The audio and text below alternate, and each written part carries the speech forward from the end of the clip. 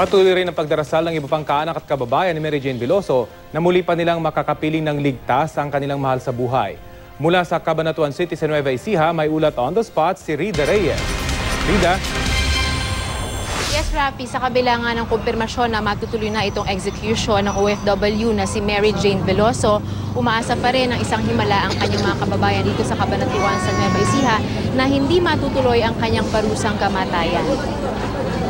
22 hours. Maya't maya, Rafi, ang tawag ng panganay na sa magkakapatid na Veloso dito sa Pilipinas para magbigay ng update sa lagay ng kapatid nila na si Mary Jane. 2 araw matapos nilang makumpirma ang date of execution ni Mary Jane mula mismo sa gobyerno ng Indonesia nitong nakaraang Sabado.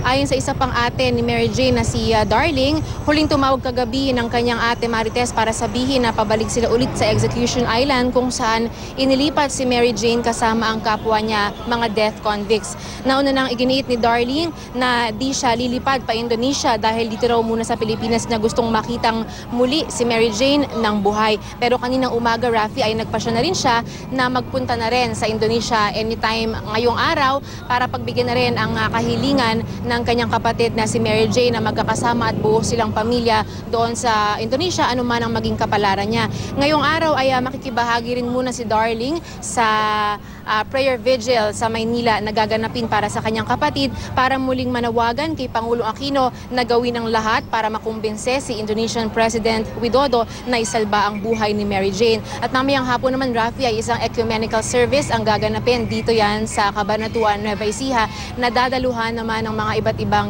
leader ng simbahan para sabay-sabay na magdasal at manawagan na rin ulit sa gobyerno ng Indonesia at ng Pilipinas na isalba sa parusang kamatayan ang kanilang kababayan na si Mary Jane. At yan muna ang pinaka-latest mula rito sa Cabanatuan sa Nueva Ecija. Rafi.